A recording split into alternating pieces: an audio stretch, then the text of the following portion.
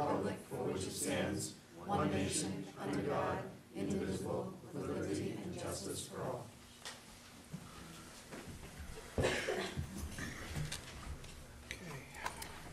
So we did have one recognition planned for this evening. Unfortunately, the student was unable to come this evening, but we've spoken to them, and they're going to be able to make it to our next meeting in October. So we'll do Madeline's recognition at our October meeting. Sounds good. All right, comments from the general public? Anybody like to speak? Seeing no one. Comments from the EAPC?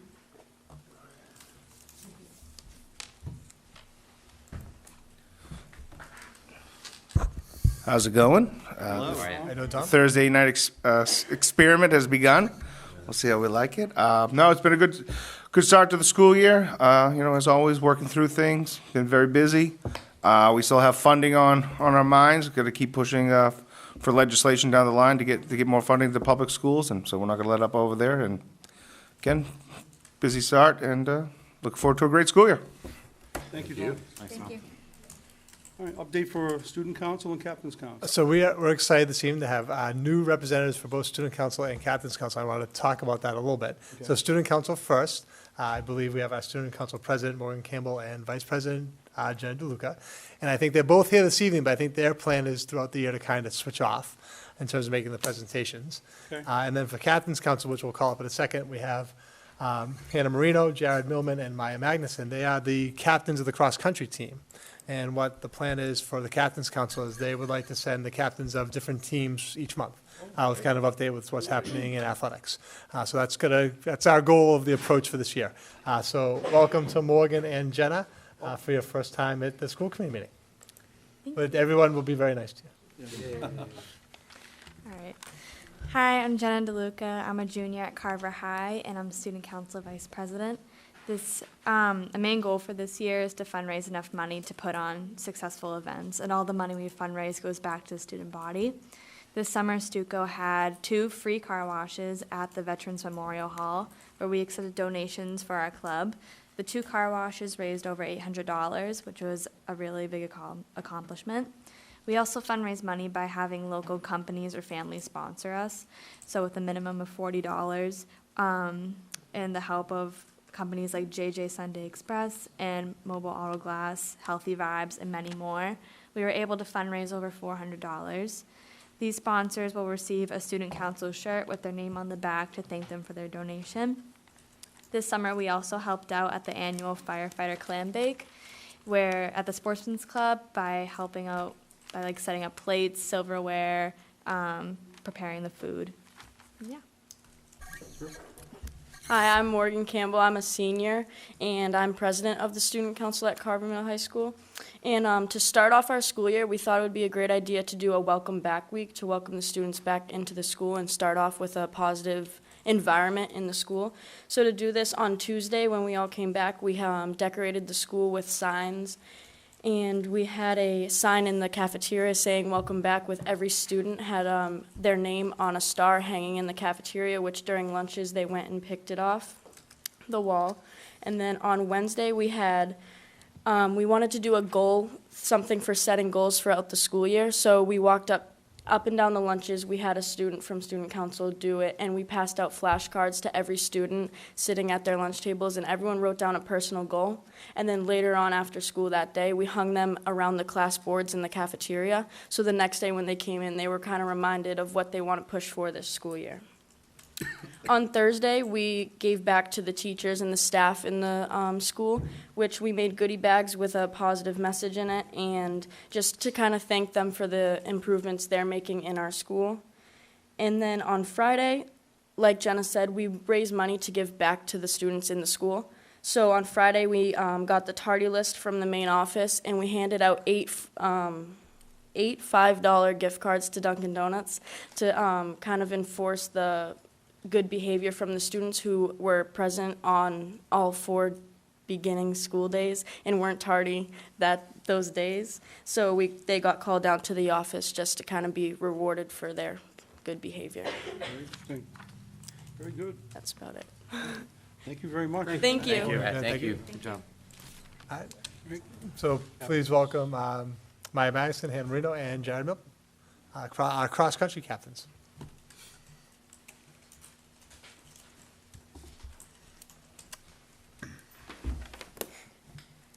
Have you had your first meet yet? Yeah, we did. How did it go? Got swept. But everybody ran hard and ran well. Yeah. So I'm Jared Millman. There are 170 students participating in fall sports this year at Carver Middle High School. Sports include field hockey, boys and girls soccer, cheerleading, boys and girls cross country, and for the first time in school history, football also. And for the first time in school history, a girls volleyball team with a sub-varsity and varsity schedule. So I'm Hannah, I'm a junior, and we are playing a full fall schedule on the Turf Stadium for the first full season. We now have the ability to live stream games through the National Federation High School website to anyone who would like to sign up. All community members can follow our schedules for all fall teams on the MIAA app. Representing the entire student body, we as captains would like to thank the community of Carver for the new facilities, Turf Stadium, new basketball hoops and high school gym, outdoor batting cages, improved field and grounds, and a new cross-country course. Very nice. We'd also like to thank groundskeepers Jim and Christine for their excellent work at getting fields and grounds ready. Also, the new landscaping in front of Carver Middle High School, it looks outstanding. Just a reminder, we are still in the Triple E band, so all the student athletes must be off the fields by 6 p.m. Thank you. All right, outstanding presentation. Thank you very much. Thank you very much. And you're more than welcome to stay, but you certainly don't have to. All right, so we go on to approval of minutes. We very much appreciate the 5 of you taking the time to come. Thank you very much. Yes, thanks. Thank you very much. Thank you. Okay. All right. I'll make a motion to approve the minutes for August 19th. Okay. Okay, we have a motion and a second to approve August 19th minutes. All in favor? Aye. All right. Abstain. So we have 4 and 1 abstention. We have I'll make a- motion for- I'll make a motion to approve the September 4th open session minutes. Second. All right, so we have a motion and a second. All those in favor? Aye. Aye. Aye. Unanimous. On to communications. No communications, but so I guess I'll move into reports from the superintendent. So we have had some personnel movements since our last meeting. We've had a couple resignations, so I guess I'll do the resignations first. Colleen McDonough, who was scheduled to be our music teacher, actually resigned right after our last meeting. So we've hired a new music teacher, which we'll see in the new hires. We also had the resignation of Cassandra Moran as a behavioral assistant district-wide. She actually received a teaching position. So right at the beginning of school, it's always fluid, there's always movement. And then we had the resignation of a bus driver, Wendy Pasolini. We had also had some new hires, because if you remember last time we had some, we actually saw a couple positions open last time we met. So we do have a new hire of Jillian Griffin as the new music teacher at the middle high school, replacing Colleen, who had resigned. Taylor Jesse is a bus driver. Bernadette Coyne is a special education para at the middle high school. Amy Tenberg is a special ed para at the elementary school. Sarah Compercio is a behavioral assistant district-wide, replacing Cassandra, who had resigned. Rick Lemon is a bus driver, so it's good that we've been able to actually add a couple bus drivers. We're still a little short, we're still always looking for more bus drivers, but it's been a good thing that we've been able to add a couple. Janet Scarafoni is a long-term sub-bus monitor, and Barbara Lyrequist as a bus monitor. So we have, and as Brad actually, I'm going to make a request that we move up an agenda item, so that we're actually going towards the end of the agenda, which is budget transfers. So if it's okay with the committee, I'd like to have Brad do the budget transfers and look to make a motion on that. And then he'll also kind of, as part of that, he'll kind of give us an update, because I think besides one para position, we're fully staffed right now. So we can kind of have an update on terms of where we stand, because we had been talking about that the committee was going to, and the district was going to realize some savings based on our staff movements, and Brad will kind of review that as part of his presentation. So if, I defer to the will of the committee, but if the committee's willing, we'll move Brad up on the agenda for Any- budget transfers. Any objections for moving Brad up? No. Okay, we're all set. All right, thanks, guys. So for FY '20, we know we mentioned before, we were looking at roughly $100,000 in surplus that's unallocated right now. If you guys open up, and I have to do it too, in the Excel doc, and go to the journal entry page, the journal entry tab. Lines 3 and 4, again, I'll just hit the highlights on this, are support salaries tech and tech in-state travel. The 1450 series now is moved. They are taking tech essentially out of the administrative function code. So anything that's tech-wise is being moved out of the 1000 series, and you'll see where we put it in the end. But you'll see there's large dollar amounts. There's 131,000 and then 1,700. Those again are just being moved to new DESI function codes. We're not moving the money from tech to general ed salaries or teaching salaries. It's just moving to another function code. If you look at line 7, middle high school department heads, when we made the transfer from the old AD structure to the new AD structure, the department head piece was lost in the actual job function of the AD, and that's now put into the department head. I forget the exact, is it physical education and Yeah, comprehensive health? So Is comprehensive the health. department head, yep. So that's 6,900. If you look at line 9, we're taking 80,000 from teacher salary K through 5 regular at the elementary, and we're moving that to line 19. That's based on how we wrote the Title I grant. When we were reviewing, we felt that Title I salaries for teaching staff fit more than the paraprofessionals we had. So when we originally built our budget, we had the offset in 80,000 worth in the classroom aides at CES. We feel that we need to make a transfer for that and put that into teaching salaries rather than the classroom aides position. Okay. Line 20 is 11,250. This is our middle high school online course. That is buried in other lines throughout the actual budget. It's just now it's got a new function code. They're specifically asking for breakouts of what you spend for online courses. So these will all have to be recoded to that as we go forward. But this was our first expense that we had on this line. Line 21, we're moving 5,000 more into teacher, mentor, PD. That's just based on the fact that we had a lot more movement in position-wise than we had originally thought, and we're looking for 5,000 more in that line item. And where would that be, where are we transferring that from, Brad? Just general savings. Yeah. If you look overall, I mean, I won't dive into the specifics on all these accounts, but perfect example, if we go down to line 34 and 35, teacher salary K through 6 adjustment, and then teacher salary K through 5 adjustment. Both of those, one has $20,000 savings, the other has 37. Right. Those are both based off staff movement. Okay. That we're able to save on the new hires that we had. On line 41, insurance for vehicles, we had a $6,500 savings. And if you go down to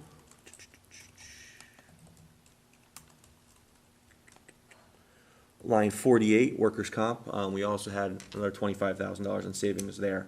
We did get hit with a little bit of money in one of the other insurance line items. It is, blow this thing up here. Insurance, property liability. Yeah, right below it, sorry. Line 49. For 7,200, again, most of our insurance has been trending in the right direction. We haven't had a lot of large claims, so that should continue to go down. And again, this is gonna be money that's gonna be able to free up next year as we go forward through our budget process. Okay. The only other one I wanted to mention was, on line 50. Right now, when I summed all of those up for our savings lines, we came up with a $95,000 savings that is unallocated right now. So if you take this out of there and you total all those up, we have a $95,000 surplus that's unallocated right now. I'm requesting that we put that in this line right now for the, this is where we put our Voc Aggie schools. just because I think we're gonna have another $20,000 savings there. We had one student who moved, that was scheduled to go to Voc Aggie, I think Bristol, and they decided to homeschool instead, so we originally had their full amount of $20,000 budgeted. I'm still waiting for them to give me an official list, because one of the students we had waitlisted may get added on to that, school, and may choose to go, but I don't have official word on that yet. So right now, I'd like to move that 95,000. We know it's earmarked there, it's not gonna be expended there, but as a placeholder, I have to put it somewhere. I know we mentioned before, if we have 20,000, we wanna kick it back to the town at the end of the year and whatnot. So as a placeholder right now, that's where I'd recommend us putting that $95,000. Okay. In addition to that, special ed, we have had some movement in the wrong direction. That's gonna cost us right now, we're estimating around 75 to 100 grand. But we're very early in the school year, and that may fluctuate a little bit more, may drop a little bit less. But I don't wanna move that money there yet. I like to keep that money separate, because if we do go to the town, I don't wanna have a lot of transactions in there. I wanna be as transparent as possible to say, this is what we originally budgeted. I don't wanna move it in early, essentially is what I'm saying, so. Yeah, exactly. Okay. So I think this is a safe placeholder for now. We know we have at least a $95,000 surplus. The only piece I'm waiting for is insurance. Insurance is always billed 30 days in advance, but what happens is all of our new hires have 30 days whether to sign on for insurance or not.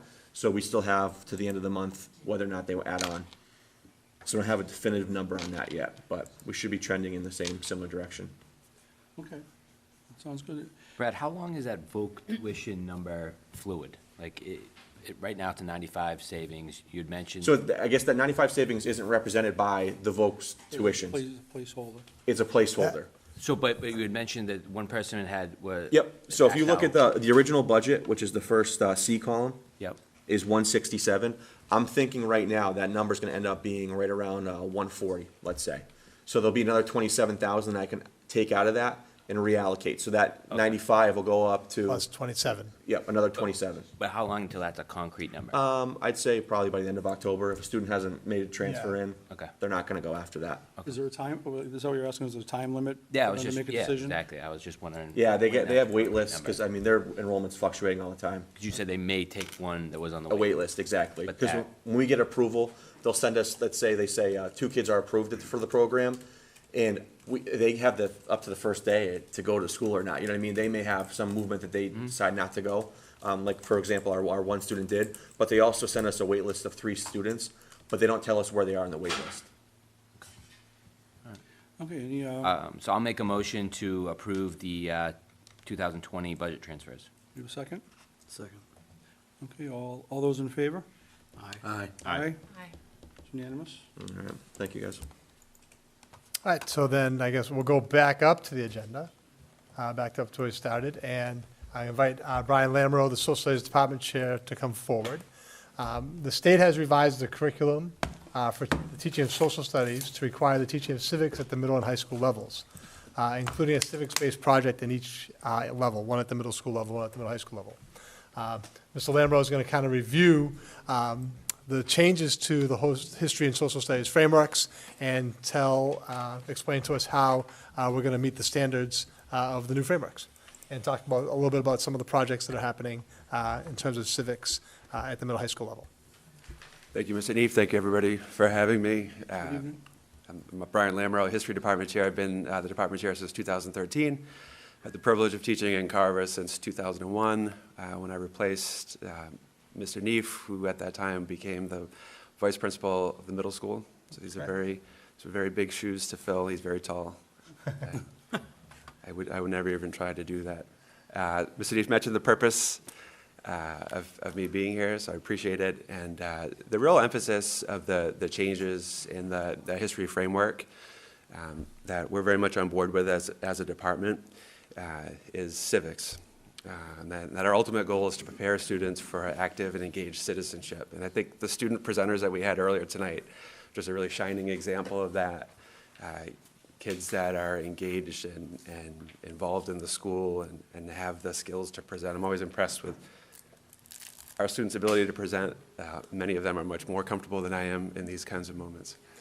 I also would say that, that this very meeting and the service that you all provide is really a shining example as well as what we're trying to produce. people that want to give back and improve their community. So that's at the heart of the framework revision of 2018, and we've taken that on as a department. This is sort of like our mission statement as a department. Knowing our why, that's sort of a theme of the school this year, is really having a strong sense of purpose. And so for us, it's that kids have the knowledge, the skills, and the attitudes to become informed, thoughtful, and active participants in our democracy. Just a real good example of that, recently Mr. Tresca, with his US 1 students, created class guidelines and in the style of the US Constitution. We the people of this class agree to these guidelines. Another big part of the frameworks is what's called the History and Social Science Practice Standards, and these are the things that historians do and good citizens need to be able to do, to ask questions, to be critical thinkers with sources, to make arguments, explanations, and take action. And again, as a department, we've bought into that. One good example would be students in an AP history class doing a court case, a simulation, Korematsu versus the United States. Arguing about a key constitutional question. We also have the responsibility to teach our kids literacy, so to be able to engage with documents, they need to be able to read critically, they need to be able to speak and listen. Couple good examples, we've got kids in Mr. O'Brien's class engaging with their summer reading in small group discussion. We've got students in Mr. Kerwin's class doing a Skype with a gentleman from Scotland who had a connection to one of the students. In everything we do, of course, we're going to tie things to content. We're trying to put all those things together, the skills and the content. And so the big thing with the content in the new frameworks is the addition of a grade 8 civics course, which there's a lot of overlap to what we've always taught in U.S. History 1, but there are some new elements as well. If we look on the board here, here's some of the major topics of grade 8 civics, things like topic 2, the development of the U.S. government, the institutions of our government. These are things that we've always taught. But if we look at 6 and 7, we've got Massachusetts state and local government, not something that we've emphasized a ton in the past, but we will. And 7, freedom of the press and the news media literacy, critically important skills. So it's up to us to implement these things to help our kids. And so if you look here, this is the sequencing that we use at Carver. And what we found is that we can take these standards and we can find places for them. So for example, foundations of the US political system, topic 1. In grade 7, when students learn about ancient Greece and ancient Rome, about our first democracy and Rome, a government that's similar to ours, that's a great time to make connections forward to US history. And that's the time that we're going to bring in freedom of the press and news media literacy as citizens, those skills. Just to jump ahead a little bit, there's also a civics bill that goes along with the frameworks that, as Mr. Neef mentioned, says every district needs to have civics projects at the middle school level and the high school level. And so in grade 7, we're going to have our kids engage in what's called an editorial website, where they're going to wrestle with some controversial topics. They're going to present multiple sides on the issues. In grade 10, we're going to jump on board with a national competition called Student Cam that's sponsored by C-SPAN. And the question this year, this contest, is what's your vision in 2020? And I think it is meant to be like a pun, 2020 vision. And so in small groups, students will create a documentary about the issues that they want presidential candidates to focus on. So these are two things these will be new.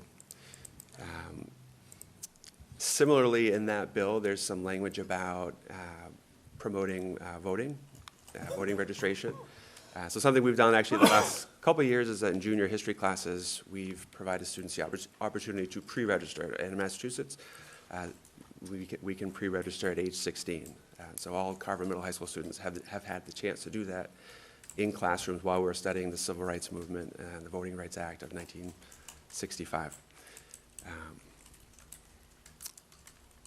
And just to highlight, next week is Constitution Day. It's Tuesday, September 17th. And so something we're doing as a school we've done is that there'll be an announcement in the morning recognizing and highlighting the day and a brief explanation of the significance of the day. And then in history classes, teachers will break down the Constitution for the kids and find some element that's relevant to that grade level. So for example, in a grade 11 class, Mr. Mallon's going to have his kids take part of the U.S. citizenship test because they're studying immigration, which is what prospective immigrants need to take and pass. And then a small handful of students will attend the James Otis Lecture up in Boston, which is actually a week later this year. And they'll learn about some element of the Constitution. This year's theme is on Reconstruction. Just to recap, at the end of the day, it's all about good citizenship and what are the skills and the attitudes and the dispositions that our kids need to have to be successful. And so once again, I thank you for your time. I thank you for your service. That's all I have. Well, thank you. Does anybody have any questions or comments? No, this is great. Thank you so much for coming in and doing this because, you know, we don't get that touch, you know what I mean, that ability to really see, and it's great. So that, you know, 10 minutes or so was really awesome. So thank you very much. Thank you. Yeah, thank you very much. I've actually been very excited about this going on, and when I saw that the legislature passed this as a requirement, I thought that was a very good thing. Yeah, it's a good push for us. It is. I mean, to keep this experiment and freedom going, ongoing through the next generations, it's important to educate them in the processes of government and who we are as Americans. Absolutely. So I look forward to further updates. All right. Thank you. Thank you. Take care. Thank you.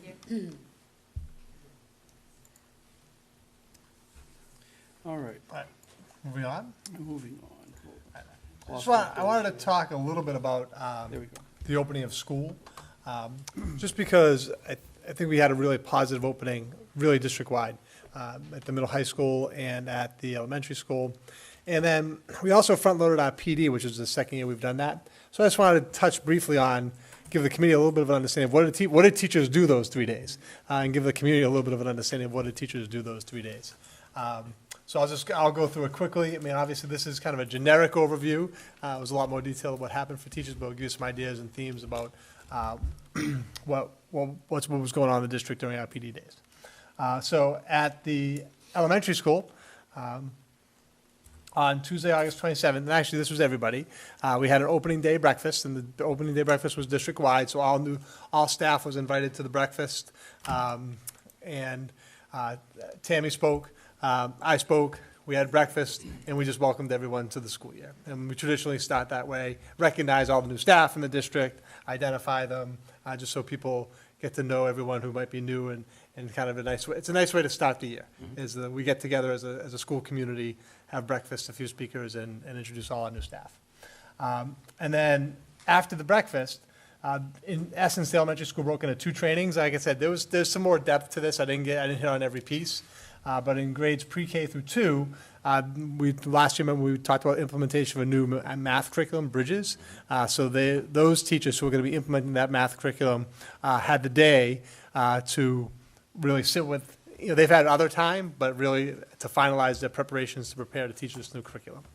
And then we also talked last year about in grades 3 through 5, we were going to team.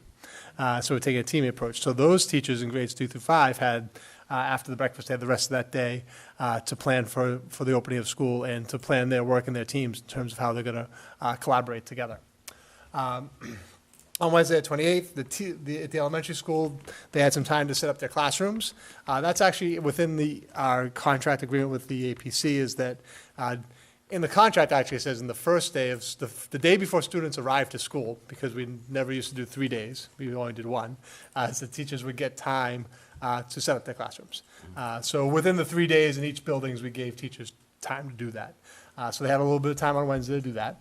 And then we had a presentation by Tom Murray.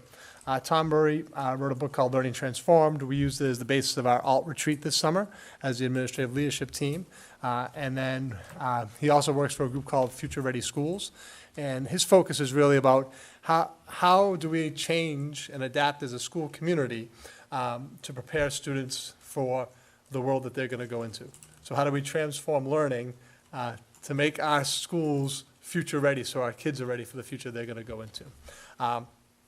And originally, our thought process was he was going to do a district-wide presentation on the opening day. In talking to him, he said, I really want to do an elementary presentation and a middle high school presentation. I want to work with some smaller groups. It can be a little bit more interactive if the group's a little smaller. I can tailor my message a little bit for elementary teachers and for middle high school teachers. So he actually came that day and did two 2-hour presentations. He did 2 hours for the elementary school, 2 hours for the middle high school. And in general, we've got nothing but positive responses, because beyond even the learning transformed piece, from my perspective, his presentation really became an inspirational piece, almost touching on that whole concept of knowing your why, and why do you want to be involved in teachers, and what are we doing here, and what's our real purpose, and refocusing everybody on that purpose of, and not that people needed to be refocused on it, so maybe re-inspiring people on that purpose of, we're here to do the best we can for our kids. And that message came really clear through his presentation. And it was, like I said, it was well received and really inspiring for the entire community. We've got a lot of positive feedback on his presentation. And we're going to be doing some follow-up throughout the year with what Tom did in both buildings. We're actually sending a group to a training that he's involved in called Future Ready Schools in Manchester, New Hampshire on September 24th and 5th. So we're sending 9 people from the district up to the training, and it was a key part of the opening of our school. And then also on that Wednesday, 28th, as we agreed to in our contract negotiations last year, we had a full day of training for our paraprofessionals who participated in the Tom Murray presentation. And then after the Tom Murray presentation, at the second half of the day, we did some trainings for them around their roles and responsibilities within the district. And then at the third day on CES, they did what they call a strand kickoff, and I wanted to touch on this a little bit. So the elementary school has identified some strands of professional development they're going to carry on throughout the year. And the teachers are able to identify the strand they want to participate in. So the administrative staff said, here's the areas we want to provide you support or professional development, and you choose which area you want to work on. So they can continue to work on the Bridges math curriculum, integrating technology in science and history classes, supporting students with dyslexia or reading, Toolkit, which is a social emotional learning program that's going to go into our Safe and Supportive Schools initiative, managing children through social stories, and restorative justice approaches to school discipline. So the teachers picked one of those strands, and then one of the administrators is taking the lead of that strand, and they're going to have other opportunities on half days during the year to continue working on those topics. And then in the afternoon, Ruby had a faculty barbecue and a faculty meeting that transitioned to a faculty barbecue to end the day. And it was a very nice start. At the middle high school, same thing, opening breakfast. Then the rest of that day was really spent on kind of I put it down as school-wide reflections, looking at school-wide improvements, really focusing on that climate and culture piece of knowing your why. And Mr. Schultz did some real pieces around building and actually tying to what we were going to do, what Tom Murray was going to do the next day in terms of what's our real purpose here. And I think one of Mr. Schultz's goals, and now I think has become a staff goal, is to look to improve the culture and climate at the middle high school. And so that he had kind of identified, and they worked together to identify that as a focus. Talked a little bit about pathways, and then just did some policy and procedure pieces. On the Wednesday, at the middle high school, teachers had some time in classroom setup. They had the Tom Murray presentation, which I already talked about, paraprofessional training, some department meetings, and then they actually had freshman orientation during the day. And they had 60 some odd students, 65 students participated in freshman orientation. At the end of this, I threw in some pictures. You'll see a few pictures. And so that was nice. It was a nice way to introduce the students into the building. They did freshman orientation a little bit different way. Thursday, talked about the school improvement plan, school-wide goals. Teachers had some classroom setup. And then they also had a faculty barbecue and a cornhole tournament, which I think Mr. Lamoureux was the winner of. With Mr. Yule. Mr. Yule and Mr. Lamoureux were the winners of the faculty cornhole tournament. What was the prize? Coming here. The prize was to be the chair. The prize was we invited Brian to come tonight, this evening to present. That was his prize. So And then we can just quickly look at some of the pictures. This wasn't in there, but I did want people to know that we do a 2-day training for our new teachers.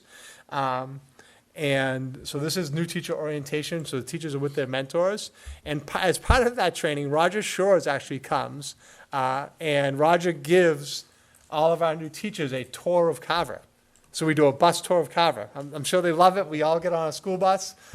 We go on a tour of Carver, which ends at Erickson's Ice Cream. But before it ends at Erickson's Ice Cream, we go to Roger's Bog. So that is actually a picture of our new teachers and the teacher mentors at Roger Shore's Cranberry Bog. And he talks a little bit about the bogs and takes them out on the bogs and lets them walk around. And he obviously, I think many people on the committee know Roger. He does a great job. So it's great to have a former staff member come and give that tour of Carver. And obviously his Carver knowledge is very strong. How many times did he say, I remember when none of this was here? Yeah, he did. He said that a few times. And I will say the tour, I've been on the tour many times now, and it's never the same. We never go the same way. He never says the same things. It's a little bit of stream of consciousness, but it's always good. So that is us at Roger Shore's Cranberry Bog. So thank you to Roger if you're out there listening. We really do appreciate it, and we love having him back. This is just some pictures from at the elementary and middle high school of Tom Murray's presentation. Our second grade teachers wanted to get a selfie with Tom Murray. So that is actually Tom Murray in the back. He's the last guy standing all the way in the back, and those are our second grade team in front of him. Going down, so this is one of Toolkit for Learning, which was one of the strands. So those are the teachers looking at some of the materials from Toolbook and breaking them down. But I think you can just kind of go through these, not have to fly through them, but. There's a teaming picture. There's reading teachers, teaming at THS, reading at THS. And I think this was the first day. So on the first day, Mike took a nice staff photo in the foyer of the middle high school. And I think we have some pictures of freshman orientation. And so freshman orientation, we also had some collaboration with the police department. And I think they helped, they sponsored the cookout. So we did a cookout as part of freshman orientation. You can see, I think that's Chief Dufley and who's that? I should identify that officer in the picture there, but Sergeant Sarmento. Yeah, and Bill Kelly are there. They do a lot of things for the. Yeah, so our relationship, I've always felt like it's very strong with the police, and it continues to strengthen. I think we have a great working relationship with them, and they do sponsor a few events during the year, like the freshman orientation. And then I just wanted to throw this in. This was actually a separate one more picture, Meredith. Is the elementary school did bring back the wellness fair this year. It was the Friday before Labor Day weekend, so it wasn't part of the 3 PD days. And so they just bring in different, this is the day that kids could come in and find their classroom. So on the day that the elementary students could come in, find their classroom, visit their classrooms, we had a range of different community organizations all promoting the concept of wellness. And so the wellness fair was set up during that entire time, had a huge turnout. We had a huge turnout that day. So I think a large majority of the students in the elementary school came to find their classroom. And many of the people who came in stopped by at the wellness fair. I think maybe the most popular booth was the Plymouth County Sheriff's Office was there doing fingerprints. So I think the parents like to have that done and get their kids' fingerprints and get that piece.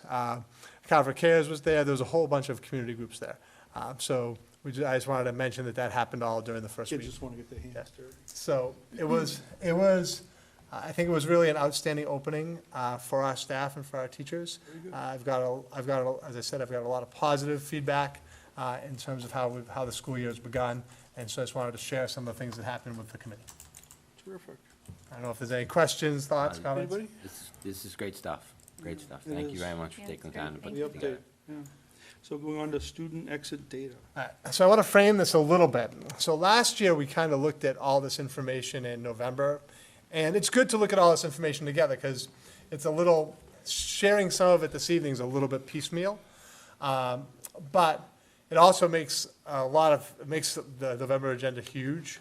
So this is the first step in that information that we're going to look at where we're going to, in essence, really look at where our kids are. So how many kids are enrolled in the Carver Public Schools, but how many kids are also at charter schools, home schools, private schools?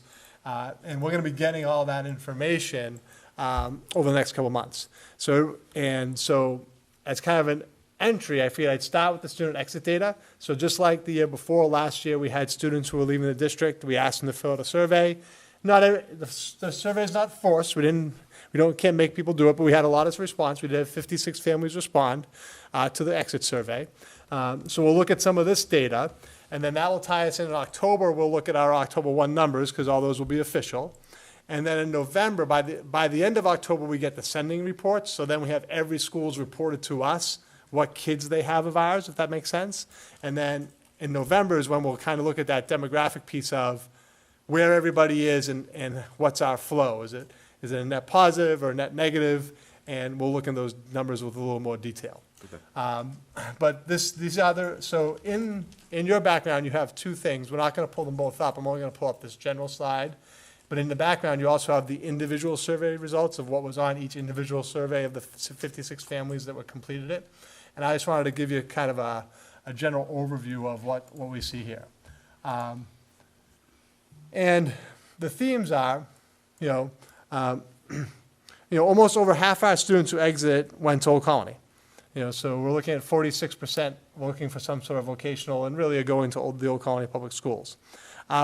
We did have 31 students accepted this year, which is a little larger number than we usually have. It's usually closer to 24 or 25. I haven't cracked down on the data because some of those, they hadn't actually decided if they were going to accept their acceptance. Obviously, they have by now because they're either at Old Colony or they're not. So I know 31 were accepted, but I don't know that 31 are attending. But I'll have that number for you when we come back in really October and in November. When did you finish this? The surveys are based on, we took it on our last week. But most of these were completed through the end of June. So these are people, or over the summer, people who left over the summer. I have a question. Yeah, go ahead. So let's say there's a student who is homeschooled, and then they go to Voc. Does that get counted in that 46%? Like, they weren't in the general population, So they were homeschooled? It does, but they may not have completed this survey. Okay. So this is the survey result. So we have to remember that this is not This the is the exact ranking. numbers of everyone who left. All right. Because this is who completed the survey. Okay. Right. That's why in November, we really get that clear picture, because by November, really by the end of October, but for the November meeting, we'll have a solid number of who's where. Okay. And we'll have an exact number of who's where at each school system. And then we'll be able to look at, say, but yes, if a homeschool student went from homeschool to Voc Aggie, that would be counted in that number. And then, this is their self-reported reasons for withdrawal. Meredith, if you can scroll down a little bit. And if you look at these reasons, the top reasons were vocational opportunities, which I think is our students going to Old Colony, moving, they left the district, curriculum programs and offering, and other, which is kind of generic. But I do want to mention that something we're going to have to look at, and I actually haven't shared this data with the administrative teams yet in the buildings because we just finished compiling this for tonight's meeting. At our next administrative meetings, we're going to look at the individual survey results. They've seen them. They come into the schools, but we'll sit down at the middle high school and we'll look at it a little bit. And there is a little bit of a reference in here into issues with peers. So we'll have to look at that and say, what does that mean? Break that down a little bit more and do some analysis of that piece of if students are reporting out that they're leaving as a result of issues to peers. The parents are checking that off in the box as their reasons why. But my big picture takeaway really is it comes back to what we started to talk about in the last year or two, is we need to expand possibly some of our very vocational opportunities within the school and our curriculum opportunities. If you look at the really two of the top reasons for students leaving are for vocational, because they're going to Old Colony, or they're looking at the curriculum that's offered at the high school and saying we feel like we have better curriculum opportunities in other schools. So we need to look at those two pieces, but I think we are. Obviously, and I've always said this, and I will continue to say this, it's not my expectation that every student goes to Old Colony we should keep or want to keep. There are some students who should go off and go to Old Colony, and that's a perfect match for them. But I also feel like there's maybe some programming we can offer within the building to maintain some of those students. And in terms of curriculum offerings, we're acknowledging that that's become a concern at the middle high school level in terms of the depth and the breadth of the courses we're offering. And we're looking to make some adjustments there through our Pathways program that we've begun to talk about and through making some curriculum shifts. So I really think those two things will help address some of the things that we're seeing in the survey for reasons for withdrawal. So that's all I have for this evening. Like I said, this is kind of an introductory presentation that's going to lead to a culmination in November when we really look at where everybody is. But I can answer questions about what's here if you want to at this time. Anybody have any questions, comments for Scott? No, November. I do. Jason? Is there a teacher version of this, do you do, when staff leave as well? Right now, we do not have a staff exit survey. And over the past 5 years, our staff turnover has been fairly low. This past year was high. I mean, so, and we feel like we know the reason why in a lot of places, because we see like a lot of our paras, a lot of people, I could tell you the individual reason why. We have not instituted a faculty exit survey, but there's no reason why we couldn't. I'm just curious. Yeah. It's probably a good idea. It's a good thing to do to get people's perspectives as they're leaving the district. One thing I noticed was, there's a lot of talk about charter schools, losing kids to charter schools, but actually the the Voc Aggie and other kids going to other public schools were the two biggest. Yeah, and the other public schools are mostly moves. So we only had 2 kids leave for school choice to another school district. And so we do have some kids who are choicing out to other districts. It's a small number. I don't know the exact number right now. We had 2 who answered the survey. But that number in comparison to what we're bringing in for school choice, we're definitely bringing in a lot more kids through school choice than we're losing through school choice. And like I said, most of the publics are kids moving. I mean, I think offering the kids of the town the option of going to a vocational agricultural school is a great thing, but I also think that maybe we could work with that school committee, maybe we could reach out at some point, so we could lessen the amount of competition we have with them, because it seems like we're kind of competing for the same kids. Which I understand their point. I mean, they want to be the most well-rounded school they can be, but also we are funding our portion into Old Colony, and when we lose kids, we lose funding ourselves. So we want to do what's best for the kids, obviously, but. And I think ultimately, I've actually had, last year, I met with the superintendent of Old Colony a couple times during the year, and we had discussions about this in terms of talking a little bit about the Pathways piece and that. And ultimately, they are interested in supporting us in certain areas. So for example, they have said right now they're not interested in biotech. So if we were going to go down a biotech pathway, in some ways they'd say they'd be supportive of that because they don't have an interest in that. Though and I have a concern statewide, there are some vocational schools that have gone that direction. There are vocational schools that have opened like an engineering program or a biotech program and have said to kids, if you want to be an engineer or a doctor or a nurse, you should come to the vocational school. And that I have some concern. I have some concerns about that. But Old Colony, we've had some conversations along that line, and they're not interested. I think they want to build up their welding program. Most likely, we're not going to have a welding program at Carver Middle High School. So if a kid's interested in welding and wants to go in that direction, so I think that's where the collaboration becomes I think it's important and vital as part of our process as we begin to look at the new programs we want to implement, that we have conversations with Old Colony about making sure they're not competitive. Right. And the one place where we might have a little, right now is we both offer a culinary program. Culinary has been a real strength for us. They do have a Chapter 74 culinary program, and obviously they're proud of that program and want to promote it. So that might be a place right now where there's a little bit of conflict with us. But ultimately, I think it's just us working together to see that we're offering complementary programs so kids have those opportunities. I mean, I think with it might be helpful to some students of other districts that don't have the culinary program that we have. I guess the only thing that we could do is kind of put ourselves out there and advertise ourselves out to attract students that would like to go down that road. And I think that's going to be one of our goals is going to be try to increase our marketing and our communication with first the Carver community and then the wider community about the programs we offer. And by opening up school choice grades 6 through 12, we're giving ourselves the opportunity to maybe bring some of those kids in. Right. Thank you. Anybody else? Any other comments, questions? So it actually transitions very nicely into the superintendent's goals. So my first goal, so this is probably, as I look back at the agenda, this probably should be under my recommendations because I actually do need a motion to vote to support my goals. So the school committee does need to improve them. But the first thing I want to say before we start this is your choice. You have an option. Since I've begun my 4th year as a superintendent, sort of like the teachers, I can move into a professional cycle where the school committee does not have to evaluate me each year. I can have a formative evaluation at the end of this year. The formative evaluation will be based upon a review of my goals. Where in the past I had that full summative evaluation where I had to go through that whole document.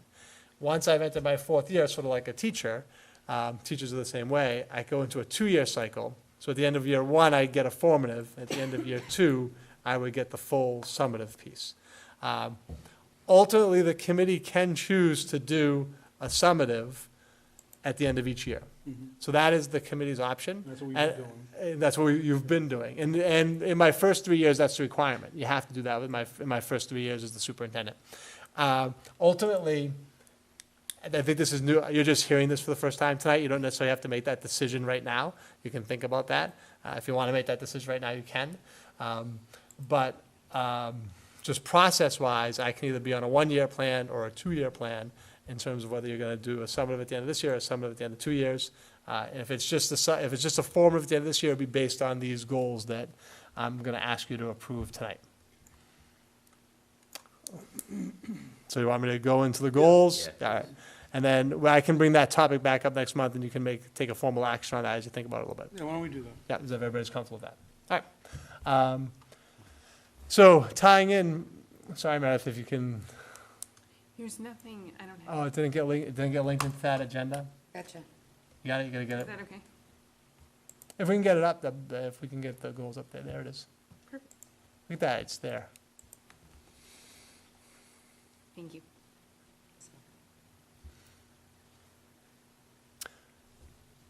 So I have to have a professional practice goal, a district improvement goal, and a student learning goal. So the professional practice goal, and I will just read it to you. In order to foster effective relationships with the community, I will work with the administrative leadership team and teachers to improve communication and effectively market the Carver Public Schools as measured by increased communication initiatives, sharing of district events and celebrations, and a parental survey at the end of the year in regards to the effectiveness of our communication. But that's why I said I think it ties into the conversation we were just having about marketing. I feel like I have to make that one of my goals to better market the things that are happening in the district. District improvement goal.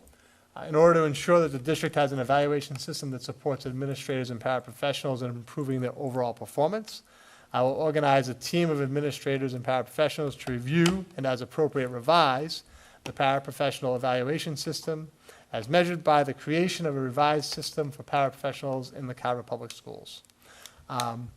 And very similar to what we did with the teachers last year, the paraprofessionals we had a discussion last year through our negotiation process that we would do a similar process with the paraprofessionals and take this year to really update their evaluation process. Their evaluation process is kind of a checklist process that's been in place for many, many years. And I think it's going to be a good discussion for us to look at that process in terms of working with our paraprofessionals. I should have mentioned that I did tie each of the goals to the educational blueprint. So the professional practice goal is really about engaging the community. The district improvement goal is about enhancing teaching and learning. And then my student learning goal in order to develop student self-awareness and self-management skills to improve academic outcomes. I will organize a social-emotional learning team in the district. The team will work in coordination with building-based, safe, and supportive school teams to develop programs to assist students' social-emotional learning skills as measured by completion of the Research for Better Teaching SEL course, which I'm currently involved in. There's actually a team of teachers who are taking that course currently with myself. Review of programs that were implemented through professional development opportunities. Review of programs and review of professional development opportunities offered to teachers in social-emotional learning. And this supports our district-wide educational blueprint of support safe schools. So I would, I'd make a motion to accept the superintendent's goals. Do you have a second? Second. Any discussion? Yeah, I have a few things. I'm curious, and typically with all evaluations in the district, when the evaluation comes with the rating at the end of the year, you get told what the cycle is for the next year. yeah, we should have talked about So that that's last something year. Okay, so that's just, when your evaluation happens at the end of this year, we should set whether it's a 1 or 2 year after that, at that moment. Well, it right? depends if we make a decision on what's happening this year. Exactly, so, So if we make a decision that it's a 2-year plan, then we, Yeah. but really, at the end of your formative, under the system, you can change the rating. Yes, So at the end of the formative, you could make a decision to place me on a 1-year plan. yeah. Yeah. I just want, because I think what plan you're on affects the goals too, because if you're on a 2-year plan, then the goals could be a 2-year goal at the same time. It seems like these are 1-year goals. Yeah, Right? So that's where I'm just trying to think of it from the evaluator lens as well. And then my other, I guess, just comment, the student learning goal, Yep. that seems more like a professional practice goal than a student learning goal, right? I'm just going by, I mean, do you have a professional practice goal like teachers do? Or is it separated out, or No, so administrators, superintendents have to identify just those a three? professional practice goal, a district improvement goal, and a student learning goal. Okay, so I mean, There is a professional practice goal. no, it's up front, that's right, I was Right. scrolled down, but I mean, when I'm trying to differentiate between the student learning goal and the professional practice goal, I feel like a lot of the RBT course, the SEL work would be more under the professional practice lens than the student learning lens. But he doesn't have direct contact with students. Yeah, it's a little more difficult than a He's not in the teacher. classroom. No, I know, but It's wouldn't- harder for me to say, I mean, could my student learning goal, I want to see the MCAS scores improve by this much, and as a superintendent, I have an impact on that, I certainly could do that. I'm not saying, I just want to No, I'm not saying Yeah, yeah. it had to be MCAS, but I could, yes, I could select a specific measurement of, in terms of increased student performance in classroom settings. That is big picture, MCAS, SAT. Yeah, yeah. It's a little, I understand what you're saying, and I understand the lens you're looking from it as someone who was a teacher and was an administrator. Yeah. I think it's a little more difficult at the superintendent yeah. level. That's what I'm just trying to understand too, is my first go around here. So my thought process on that is, if I'm helping to implement social emotional learning programs throughout the district and supporting that and developing this district-wide SEL team, that the goal of that is to create an environment in which students can be successful and to thrive. Am I going to be able to take a great measurement from a specific student outcome with that? I could tie it to test scores. I honestly don't know if I think that's a great thing to do, because it's a little more global, what I'm proposing. And being a little more global, I think it's harder to tie that down to a student outcome. But if you want me to do something, if the committee would like to see me do something like that, I certainly. It was just something I was throwing out there, so. Yeah. And then I guess my other question to the committee would be, can we approve these goals if we don't know the timeframe, if it's gonna be a formative year or a summative year? That's, I guess, a logistical piece, like, are we actually allowed to approve the goals if we don't know what cycle it is? So you're thinking more you should have a two-year goals if we're gonna go with a 2-year plan, or have them update the goals every year? No, I think what he's saying is just doesn't want to get ahead of himself, meaning if we have that in place first, then we look at whether or not we have to look at these goals out of 1 or 2. But even if he's on a 2-year plan, his goals don't have to be a 2-year goal. Right, they can be He can still revised. establish a 1-year goal, so whether we decide formative or summative, he can establish these goals for this year, and then at the end of that, change them, alter them, extend them, whatever he wants, after that first year of That's what I was formative evaluation, as opposed to summative evaluation. And then in the second year, or more summative towards either what his new goals are or these if they're extended? And so I'll take my piece on this in terms of, we probably should at the time the committee voted my evaluation, which was we do March. Yeah. And the reason why we do March is because The committee election, members yeah, of come on in course. April. Makes sense. So it's a little disjointed from the teacher system, and, but I think it makes sense the way we operate as a community. And so I will say that at that time, my knowledge was, I didn't think that superintendents actually fit under the same standard. So my understanding was at that time is that I needed to be evaluated every year, that was a requirement. Okay. As I finished up my induction program, the 3-year mentor program, as we came to the end of that program, they said, you realize you are guys who like the teachers, and you can propose, you go, in theory, the committee can put you on a 2-year plan. So I will say that I gained the knowledge of that after we went through the evaluation process. So that's why I'm just bringing that up now. No, I appreciate it, and just, And good to know. to address that, and, I mean, my thought process would be, that I like making the 1-year goals, so maybe some of them are gonna carry over into 2 years, but I don't know if I'd look to reevaluate my goals each year. So I don't know if it is dependent upon what plan I'm on, but again, I'm fine bringing these back in October. So, like, there's really 2 questions at hand. One, do people feel comfortable to address that issue tonight, or do you want some time to think about a 1-year plan versus 2-year plan in terms of? I should have expanded that when we were talking. Yeah, about it. so 1-year plan versus 2-year plan, in terms of and I sprung that on you a little bit tonight. And then the second piece in terms of, deferring the approval of the goals is fine as well. So what I guess I'm deferring to your will. Well, I'd question what does putting it off till next month really do? Why can't we just talk about it? well, right let now? me No, ask. I'm not saying to defer it, I just want to make sure. I'm not saying we're- you were, yeah. it was. All right, so his if the committee doesn't mind, can I go back one step and ask about the 1-year or 2-year evaluations? Do we feel comfortable tonight stating that we want to stay on the 1 year or go to a 2? I'd like to make a comment on that. Okay, yeah.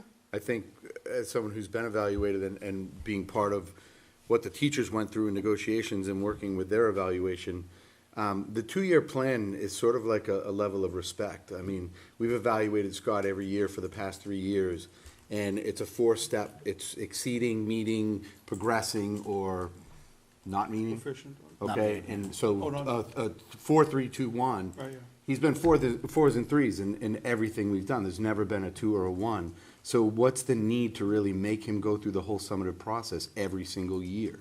It's sort of a professional courtesy to allow that, once you've sort of established the path that you're on, to allow that sort of 2-year process to occur and take a little bit of that pressure off of him for what he's got to gather for us every single year. So I think if there was any kind of concern where there were some 2s or some 1s, surely there'd be a reason to keep him on that plan. But otherwise, why would we? I think, out of respect for his time and what he's doing, if a teacher is in that process, they'd be in a 2-year plan. I'm in a 2-year plan right now, and that's the way that it sort of works. So I wouldn't see altering that for him just for no real reason, I guess. That's a Would be good point. my thoughts on that. So, Anybody else? yeah, it's funny because I'm kind of the opposite situation. I have tenure on all this stuff, and I'm on a 1-year plan, and I chose to be on a 1-year plan just to get that continual feedback over and over again. It's my choice. So I guess my question would be, I don't know, if this is not appropriate to ask, Andy, then just cut me off, but would you prefer a 1 or 2-year plan? I would prefer a 2-year plan. Okay. Just. One it is. I guess my only concern about the 2-year plan right now is that we're already in the cycle. We're already started. The year has already started. That's my only thing that I'm hung up on right now. In the big picture, It's not gonna matter. Yeah, I know. I don't feel They're strong. annual goals. But I don't feel strong. I don't feel strongly one way or another in Okay. terms of a 1-year plan or a 2-year plan. The goals can be adjusted, though, at the end of this year. Well, so If he's in a 2-year. So I think plan, I think what Right. Jason's saying is that if we stayed a 1-year plan this year, and then when we did my evaluation in March, we then have the discussion, do we want this to be a 2-year plan going forward or a 1-year plan? And we could do it at that time, and make that decision. I mean, I don't have any problem with it going to a 2-year. What do you think, Stephanie? I don't have any problem with that, because I agree with what James said. I don't think that we've had any concerns in his previous Right. reviews that would be red flags for us to say, okay, we need to evaluate him every year and make sure that he's, staying on track and improving where he Right. needs to. So If there's any, this can be changed at any point and at any time. Absolutely.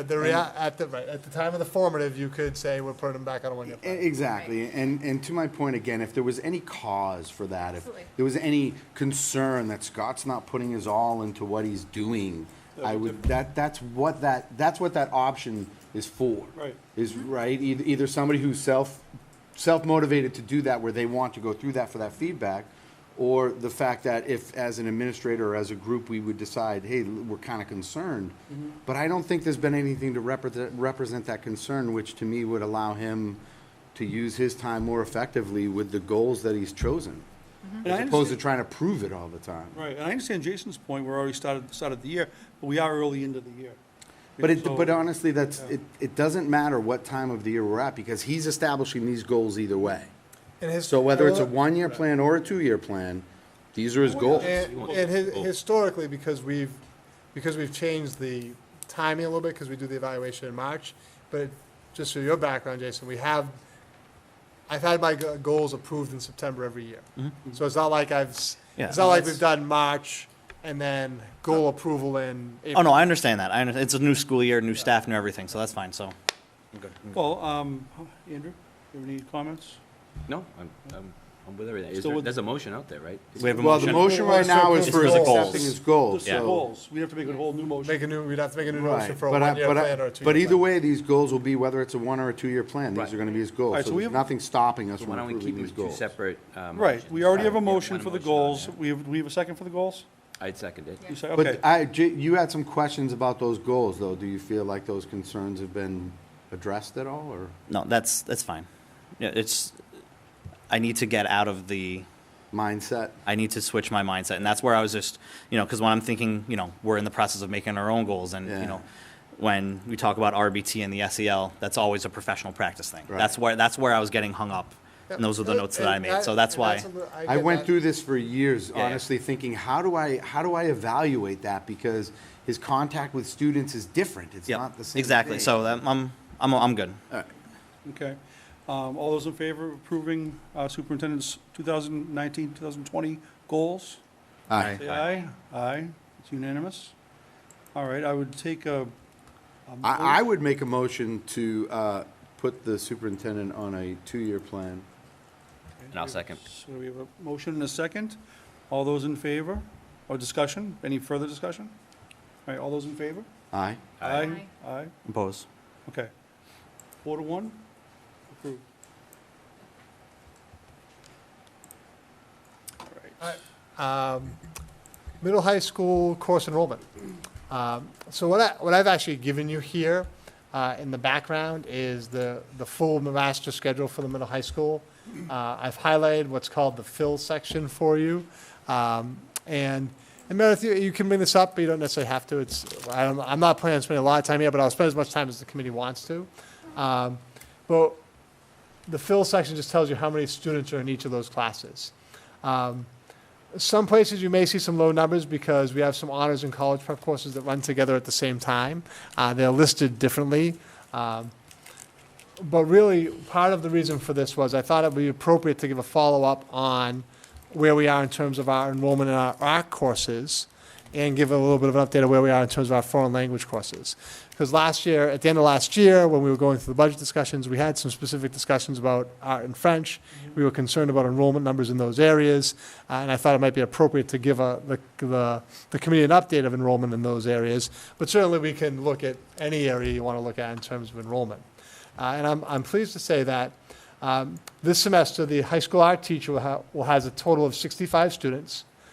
Next semester, she's currently scheduled to have 70 students, for a total of 135 students for the year, which is a lot larger number than we had talked about. There's two changes that have led to a large increase in participation. Number one, we're offering a graphic design course for the first time, and that class has 53 students enrolled over the year. Different sections of it, but it's 53 students in total. And the other thing is that we've changed the building schedule so that students just have to take P for half the year instead of all 4 years in high school. This has opened up some electives for 9th and 10th graders who are able to take art classes. So we had talked about both of these things, I think, at the end of last year, that we were going to change some course design by adding the graphic design course, and that we were changing the schedule to free up opportunities for students to take art. And it's really had a positive effect. So our art numbers have really almost flipped from where they were last year. So I think that's going to be a huge, in terms of investment in the art program that the committee was interested in. And then in terms of the French classes, we do have 55 students at the middle high school level who are going to be taking French at this time. We also have the French teachers also teaching intro languages to all the students in the 7th grade. So our French teacher is going to see all of our 7th graders for a term, and they're going to do intro to foreign language, a little French, a little Spanish. And hopefully that will help promote some of the interest in the French courses as well. And that she was not teaching the intro courses in the past. So we've shifted the French teacher into those areas. And as I said, the intention here, I will, seeing the whole master schedule might be a good thing to see. My intention wasn't to go through the master schedule in detail this evening, but it was just to highlight a little bit some of those enrollment changes that we've seen in art and French coming into this year.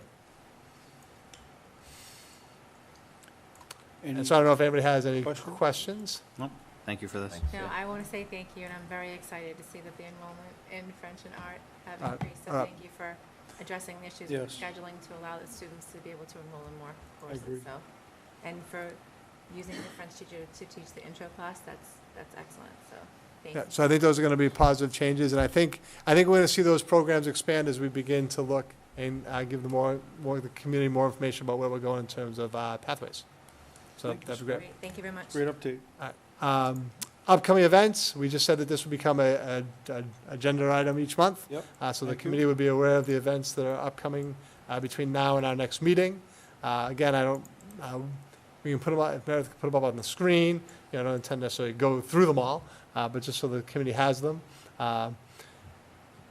And Scott, can I just ask a quick question? Yeah. And it doesn't really exactly fit underneath this upcoming events, but I wanted to highlight the Carver Chronicles. I know that's not something that it kind of does. Yeah, absolutely. I know Mr. Schultz is here. Would he mind talking a little bit about Carver Chronicles really fast, because it's a great thing?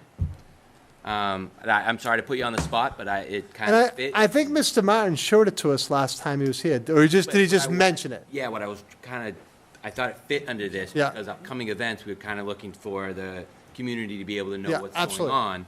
And Carver Chronicles, when it got rolled out by Mr. Martin and staff, was great. Meredith, can you pull up the version of it? Possibly get, or if it is currently, going out to parents and the community. So the Carver Chronicles did go out to. Yeah, it went out. It went out to all parents. All parents, perfect. Through Jupiter, went out through Jupiter, so parents and students. Would community members that maybe don't have kids in the school be able to get Carver? Is it linked on the website, Mike? I believe it is, yeah. Is it? Yeah. Okay. Meredith, we'll look So we sent it out through Jupiter Ed for all parents, grades 6 through 12. We did link it to, it's linked to all of our Twitter accounts and stuff like that. It was linked on the website, but you might have to scroll down through the Twitter feeds maybe. I wanted to highlight the efforts on this, because I think it was great when it was sent out, and I just wanted well, there's another one's going out tomorrow. The goal is to keep it once a week. Yeah, so it'll be a weekly newsletter contributing by the staff. It's just, we have 40 entries this week. So last week with, first couple of days of school, not a lot going on. We had probably 20 entries. We had a little competition in the building to see who could send in entries, and we've doubled our entries. But it's just sporting events, upcoming events, field trip information, stuff going on in the classroom. Yeah, it's exciting. There's a lot of new stuff. So the second one's going out tomorrow. They'll go out every Friday afternoon. We are going to link it, to the website, and we are going to, I believe there's a way to subscribe. So it's a S'mores newsletter. So as community members, if you're not getting Jupiter Ed and you're not getting, you're not following us on Twitter or some of the social media pages, I believe there's a way you can subscribe to it.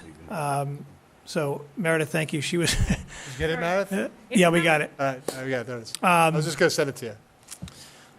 So yeah, it was, this is something that Mr. Martin brought in. I've been talking about a newsletter for years. We use the same platform, S'mores, as The elementary school does. And if we just scroll through, this was last week. So again, it's all sort of welcome back to school stuff. But, we've doubled our entries, and teachers are just sending the cool stuff that's going on each day in the classroom. Sporting events, sometimes it's just selfies. There's a lot of little competitions going on in the building. The math department just started a new Twitter page, and they have challenged other departments and other people with Twitter with something called Selfie with Students. And their message, if you scroll down, you'll see it. It's just teachers who had students last year that they see them in the hallway and they miss them. They think, oh, you know what, I missed you in my class, so they take a selfie with a student.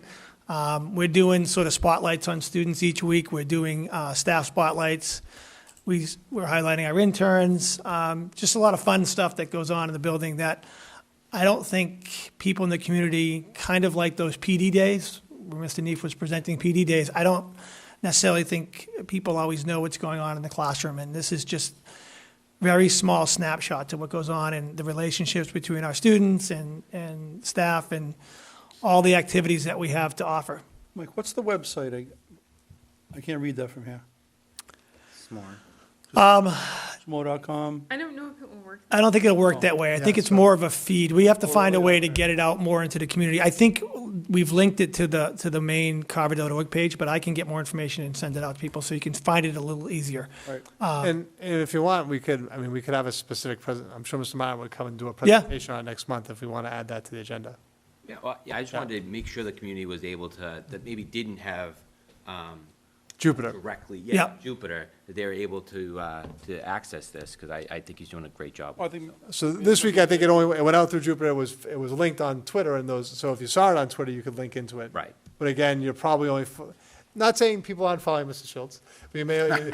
I'm almost to 100 now. My old Twitter page had 1,000. I don't know if just general community members are following Mr. Schultz, but they are. And so.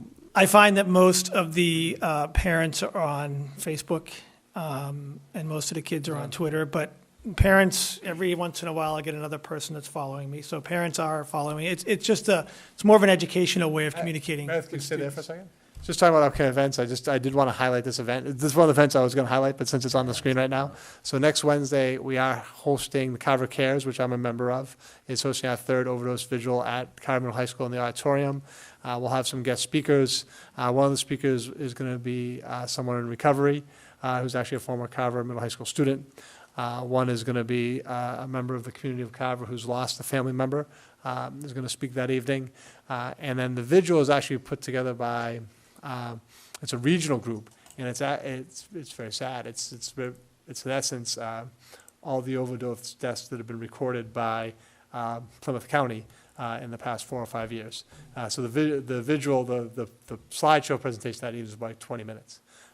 So there'll be some speakers, some songs, a couple of the high school groups are performing, and then we'll do the candlelight visual while we watch the video presentation honoring those who've lost their lives. But that's next Wednesday evening, September 18th, 6:30, Carver Middle High School Auditorium. The entire community of Carver is welcome. What's that? The other thing I would just mention is that a lot of the stuff that we put on our newsletter is also being projected on our new TV screens in the lobby, so the kids are seeing this. They're also seeing different pictures. I did start my own little tradition on Twitter, which is a photo of the week. And if you scroll back up, Meredith, last week's photo of the week was a really cool photo. And it goes right in line with that star board that the student Stuco group did. Let's see, right here. Sorry. Right there, the middle picture. If you click on that, you can see in the background that is the wall that they had. So that was a star. The students were finding their star. Nice. And that's Joey, one of our students in the building who was really excited to find his star. So that was our photo of the week. So we're going to continue to do these spotlights. And I will say the student government group, the Stuco, did a fantastic job opening the building with us. Just some really cool stuff. Yeah, really good stuff. Awesome. So I'll have to reactivate my Twitter account now. You do. Anything else on upcoming events? Like, there are events on there. The only other thing I was going to highlight from that list was that, just so you know, that the elementary school is bringing the fun run back, because I knew that was a popular event. We were unable to do it last year because of just space and field issues, but the fun run will be back in October at the elementary school. They raised pretty good money through that. Yeah, there was very good for that. And just going forward, I know we don't have Catherine here tonight. Right, but we'll hand it to I her. have a list for her to. And we'll email this to her, we can send this to her. Can't miss it going by the elementary school. That sign is booyah. Start driving in tonight. Open house. Yeah, Lighting up the street. it's doing its job. It was doing its job. All right, Anything else on upcoming events? all right. Fuel efficient. All right, fuel efficient vehicle policy. Okay. So as part of the Green Communities Act approved last year at town meeting, both the Board of Selectmen and the school committee needs to adopt what's called a fuel-efficient vehicle policy. Obviously, our policy is geared towards our vehicles that the school are school-owned. Brad reviewed what vehicles this affects, and it's currently only one, and that vehicle does comply with the policy. The key piece here is that buses are exempt. That's our biggest transportation item, and buses don't have to meet the green fuel-efficient policy standards. That's in the policy. The policy subcommittee met on Tuesday, August 26th, and approved this policy. I would recommend, based upon the support and approval of the policy subcommittee, that we waive the first reading and approve the policy this evening. The town does have to document that the school committee has passed this policy, so they are asking that we take it. They did ask me to see if you'd be willing to take it under consideration tonight to approve. You know, Brad was more directly involved in the creation of the policy and working with the town in terms of analyzing our vehicles. But he will, we have to maintain a list of vehicles that are required to meet the policy. And then if we buy new vehicles that are required to meet the policy, they have to meet the standards here in terms of emissions. And we're committing to do that. On the town side, they've said that if we did run into a situation where we needed to buy a new vehicle that had to meet these standards, that they would help support it through capital outlay and not have that cost necessarily fall on the school district's budget, which is generally how our vehicles are bought anyhow. We're generally not buying vehicles out of our operating budgets. Almost all of the vehicles that we own are purchased through capital. So they would be supportive of, maybe in the reality is the town voted to accept this to be a green community. And my understanding of that, and I wasn't involved on that side, my understanding of by passing the Green Communities Act, what that allows the town to do is apply for different types of grants. So by being a green community, that opens up federal grants or different grant opportunities for the town. So our small piece of that is to adopt this fuel-efficient vehicle policy. Probably should have brought this up while Brad was still here as well. Like I said, he was more involved in the drafting of the policy. So I'll make a motion to adopt the fuel-efficient vehicle policy. We have to move to waive the second Yeah, reading. so the motion has to be to waive the second Okay, reading. I'll move to waive the second reading and adopt the fuel-efficient vehicle policy. Second. Okay, any discussion? I'm just curiosity, what's the one vehicle that falls under this? That's why I knew I should have written down he what the told us, vehicle is. He though. did tell us when we had the policy. That's all right, that's just a curiosity van. thing. It was one of our vans. It's a van, It's okay. not, it's not one of, it's one of our vans. That's fine, But it currently met the standards for emissions. Okay. So we didn't have to do anything with that vehicle because it meets the standard. They And installed, that's our list. Brad has to maintain a list. He has a list with one vehicle on it. they installed 4 sets of pedals in it. Yeah. right. All right, so we have a motion and a second. All those in favor of waiving the second reading and adopting the fuel-efficient vehicle policy, say aye. Aye. Aye. All those opposed? No one, it's unanimous. And then we just have a series of field trips. Can I bundle these?